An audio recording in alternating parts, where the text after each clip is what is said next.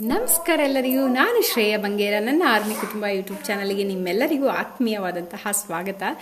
ಇವತ್ತು ಬೆಳಗ್ಗೆ ಎದ್ದಾಗ ನಮ್ಮ ಮನೆಗೆ ಒಬ್ಬರು ಅತಿಥಿ ಬರ್ತಾರೆ. ಇಬ್ಬರು ಅಚಾನಕ್ಕಾಗಿ ಬಂದಿರುವಂತಹ ಅತಿಥಿ ಯಾರು ಅಂತ ಹೇಳಿದ್ರೆ ನೀವೇ ಗೆಸ್ ಮಾಡಿ. ಈ ಒಂದು ಅತಿಥಿ ಏನಿದ್ದಾರೆ, ಹಗಲು ವಿಶ್ರಾಂತಿಯನ್ನು ಮುಗಿಸಿ ಸೂರ್ಯ ಮರೆಯಾಗುವಂಥ ಹೊತ್ತಿನಲ್ಲಿ ತನ್ನ ತುತ್ತಿನ ಚೀಲವನ್ನು ತುಂಬಿಸಿಕೊಳ್ಳೋದಕ್ಕೆ ಶಿಕಾರಿಗಾಗಿ ಹೊರಡುವಂತಹ ಒಂದು ಸಸ್ತನಿ ಇದು.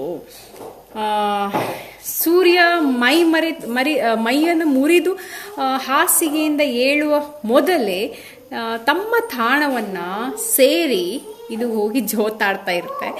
ಅಫ್ಕೋರ್ಸ್ ನೀವು ಅದನ್ನ ಗೆಸ್ ಮಾಡೇ ಇರ್ತೀರಾ. ಅದನ್ನ ಬಾವಲಿ ಅಂತ ಹೇಳಿ ಕರೀತಾರೆ.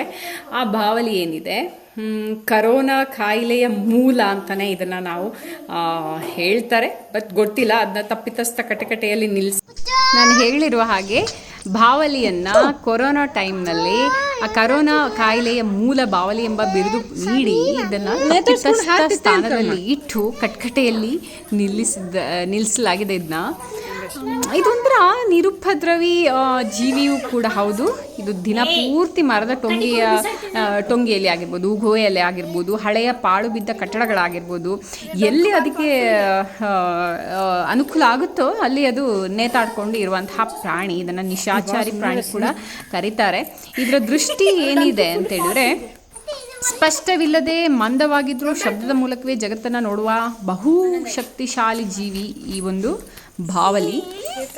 ಸೊ ಈ ಒಂದು ಬಾವಲಿ ನಮ್ಮ ಕೈಗೆ ಬೆಳಗ್ಗೆ ಸಿಕ್ಕಿದೆ. ಪಾಪ ಯಾಕಾದರೂ ಸಿಕ್ತು ಅಂತ ಅನಿಸ್ತು. ನಮ್ಮ 3 ಮಕ್ಕಳ ಕೈಗೆ ಸಿಕ್ಕಿ ಅದು ಪಾಡು ಪಡ್ತಾ ಇದೆ. ಸೊ ಇಲ್ಲ, ಜೊತೆಗೆ ಅವರು ಏನು ಮಾಡ್ತಿದ್ದಾರೆ ಅಂತ ಹೇಳಿದ್ರೆ, ಅದರ ಜೊತೆ ತುಂಬಾ ಹೊತ್ತು ಆಟವನ್ನು ಆಡ್ತಾ ಇದ್ರು. ಮಕ್ಕಳಿಗೂ ಕೂಡ ಅಷ್ಟೇ ಆ ಥರ ಜೀವಿಗಳನ್ನ ನೋಡುವಾಗ ಸಂಭ್ರಮ ಆಗುತ್ತೆ. ಏನು ಮಾಡೋಕ್ಕಾಗಲ್ಲ. ಅದನ್ನ ನಾವು ಕಂಟ್ರೋಲ್ ಮಾಡಲಿಕ್ಕೆ ಹೋದಷ್ಟು ಕೂಡ ಅವರು ಅದರ ಹಿಂದೆನೇ ಬಿದ್ದುಬಿಟ್ಟಿದ್ದಾರೆ. ಸೊ ಅದು ತುಂಬ ಚೆನ್ನಾಗಿ ಆಟ ಆಡ್ತಾ ಇದ್ದಾರೆ. ಅದಕ್ಕೇನು ಹಿಂಸೆ ಏನು ಮಾಡ್ತಾ ಇಲ್ಲ, ಆಟ ಆಡ್ತಾ ಇದ್ದಾರೆ ಅಷ್ಟೇ. ಈ ಬಾವಲಿಗಳಲ್ಲಿ ಇದು ಗೊತ್ತಿಲ್ಲ ಯಾವ ಜಾತಿಗೆ ಸೇರಿರೋದು ಅಂತ ಹೇಳಿ. ಇದು ಕೆಲವೊಂದು ಏನಿರುತ್ತೆ ಅಂತ ಹೇಳಿದ್ರೆ, ದೊಡ್ಡ ಕಣ್ಣು ಇರುತ್ತೆ, ಅದರ ಉದ್ದ ನಾಲಿಗೆ ಬಾಯಿ ಬಿಟ್ಟಾಗೆ ಹಲ್ಲುಗಳು ಕೂಡ ಕಾಣ್ತಾ ಇದ್ದಾವೆ. ಗೊತ್ತಿಲ್ಲ ಇದು ಯಾವ ಜಾತಿಗೆ ಸೇರಿದೆ ಅಂತ ಹೇಳಿ, ನನಗೆ ಅಷ್ಟು ಜ್ಞಾನ ಇಲ್ಲ ಅದ್ರ ಬಗ್ಗೆ. ಸೊ ಹಾಗಾಗಿ ಈ ಮಕ್ಕಳ ಒಂದು ಸಂಭ್ರಮವನ್ನು ನೋಡಿಕೊಂಡು ನಾವು ನೋಡ್ತಾ ಇದ್ದೀವಿ ಅಷ್ಟೇ. ಅವ್ರಿಗೇನೋ ಒಂಥರ ಕೌತುಕ ಇದು ಏನು ಅನ್ನುವಂಥದ್ದು, ಜೊತೆಗೆ ರೋಮಾಂಚನಕಾರಿ ಕೂಡ ಆಗ್ತಾ ಇದೆ ಅವರಿಗೆ. ಬಾವಲಿಗಳು ಅಂತ ಹೇಳುವಾಗ ಇವು ನನಗೆ ಗೊತ್ತಿರೋ ಅಷ್ಟರ ಮಟ್ಟಿಗೆ ಹೇಳ್ತೀನಿ. ವರ್ಷಕ್ಕೊಂದು ಬಾರಿ ಅದು ಮರಿ ಹಾಕ್ತವಂತೆ, ಗೊತ್ತಿಲ್ಲ. ಮರಿಯನ್ನು ಯಾವಾಗಲೂ ಅಪ್ಪಿಕೊಂಡೇ ಅದು ಜೀವನ ಸಾಗಿಸ್ತದೆ ಅಂತ ಹೇಳ್ತಾರೆ. ಅದು ಬಹುಶಃ ಈ 2 ಮರಿಗಳು ಹೇಗೆ ಮಿಸ್ ಆಗಿ ಬಿದ್ವು ಅಂತ ಗೊತ್ತಿಲ್ಲ. ಆಹಾರಕ್ಕಾಗಿ ಹೊರಟ ಅಂಥ ಸಂದರ್ಭದಲ್ಲಿ ಅದನ್ನು ಎತ್ಕೊಂಡೇ ಸಾಕ್ತದಲ್ವ, ಆಗ ತಾಯಿಯನ್ನು ಆಗಲಿ ಬಿದ್ದಿರಬೇಕೇನೋ. ನಾನು ಮೊದಲೇ ಹೇಳಿದೆ, ಆಹಾರಕ್ಕಾಗಿ ಹುಡುಕುವ ಸಂದರ್ಭದಲ್ಲಿ ಅದು ಜೊತೆಗೆ ಕರ್ಕೊಂಡು ಹೋಗ್ತದೆ. ಹಾಗಾಗಿ ಎಲ್ಲೋ ಬಿದ್ದಿರಬೇಕು ಅಂತ ಅನಿಸುತ್ತೆ. ಅದು ನಮ್ಮ ಮನೆ ಬಾಗಿಲಲ್ಲೇ ಬಿದ್ದು ಪಾಪ ಇತ್ತು ಬೆಳಗ್ಗೆನೆ. ಇವು ಏನು ಅಂತ ಹೇಳಿದ್ರೆ, ಬಾವಲಿಗಳು ರಕ್ತ ಹೀರುವ ಬಾವಲಿಗಳು ಕೂಡ ಇದಾವಂತೆ, ಗೊತ್ತಿಲ್ಲ. ಕೆಲವೊಂದು ಬಾವಲಿಗಳು ಏನಿರ್ತವೆ, ಹುಳು ಉಪ್ಪಟೆ ಹಣ್ಣುಗಳನ್ನು ತಿಂದು ಜೀವಿಸುವಂತಹ ಬಾವಲಿಗಳು ಹೆಚ್ಚು. ಅದು ಸಾಧಾರಣ ನಮ್ಮ ಮನೆಯ ಸುತ್ತಮುತ್ತಲೇ ನಾವು ಕಾಣಕ್ಕೆ ಸಿಗುತ್ತೆ. ನೋಡಿ, ಮಕ್ಕಳ ಜೊತೆ ನನ್ನ ನಾದಿನಿ ಕೂಡ ಅಷ್ಟೇ ಬಹಳ ಒಂದು ಇಂಟ್ರೆಸ್ಟಲ್ಲಿ ಅದಕ್ಕೆ ಶುಶ್ರೂಷೆ ಮಾಡ್ತಾ ಇದ್ದಾಳೆ. ಹಾಲು ನೀರು ಅಂತ ಹೇಳ್ಕೊಂಡು ಕೊಟ್ಕೊಂಡು.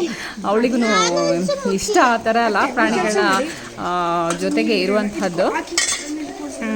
ಇಲ್ಲಿ ನನಗೆ ನೋಡುವಂಥ ಬಾವಲಿ ಪರ ಬ್ಯಾಟ್ ಬೀಸುವ ಮೊದಲು ನಾವು ತಿಳಿದಿರಬೇಕಾದ ಇನ್ನೊಂದು ವಿಷಯ ಏನು ಅಂತ ಹೇಳಿದ್ರೆ, ಹೊಟ್ಟೆಯಲ್ಲಿ ಅದೆಷ್ಟು ವೈರಸ್ಗಳನ್ನ ಹೊತ್ತಿದೆ. ನಮ್ಮ ಮಕ್ಕಳಿಗೆ ಹೇಳ್ತಾನೆ ಇದ್ದೀನಿ ನಾನು. ಆ್ಯಕ್ಚುಲಿ ಬೇಡ ಟಚ್ ಮಾಡೋದು ನಾವೆಲ್ಲರೂ ಹೇಳ್ತಾ ಇದ್ದೀವಿ, ಮುಟ್ಬೇಡಿ ಅಂದರೆ ಕೇಳ್ತಾನೆ ಇಲ್ಲ. ಇದರಲ್ಲಿ ಬಾವಲಿಗಳಲ್ಲಿ ಬಹಳಷ್ಟು ವೈರಸ್ಗಳಿರ್ತಾವಂತೆ, ಗೊತ್ತಿಲ್ಲ. ಕೆಲವೊಂದು ನೀವು ರೀಸೆಂಟಾಗಿ ಕೇಳಿರ್ತೀರ ಈ ವರ್ಡನ್ನು, ನೀಫಾ ವೈರಸ್ ಅಂತ. ನೀಫಾ ವೈರಸ್ ಏನು ಅಂತ ಹೇಳಿದ್ರೆ, ಬಾವಲಿ ಜ್ವರ ಅಂತ ಏನಿದೆ ಅದು ಬರುವಂಥದ್ದು ಈ ಒಂದು ಬಾವಲಿಯಿಂದ ಅಂತೆ. ಇದು ಬಹುಶಃ ವಿಶ್ವದ 10 ಮಾರಣಾಂತಿಕ ಕಾಯಿಲೆಗಳು ಏನಿದೆ ಅದರಲ್ಲಿ ಒಂದು ಕೂಡ ಆಗಿದೆ ಅಂತೆ. ಅದು ನಾವು ಕೇಳಿರ್ತೀವಿ, ಅದು ರೀಸೆಂಟಾಗಿ ಇದ್ದಂಥದ್ದು. ನಿಫಾ ವೈರಸ್ ನೋಡಿ ನೀವು ವಿಡಿಯೋದಲ್ಲಿ ನೋಡ್ತಾ ಇರ್ಬೋದು.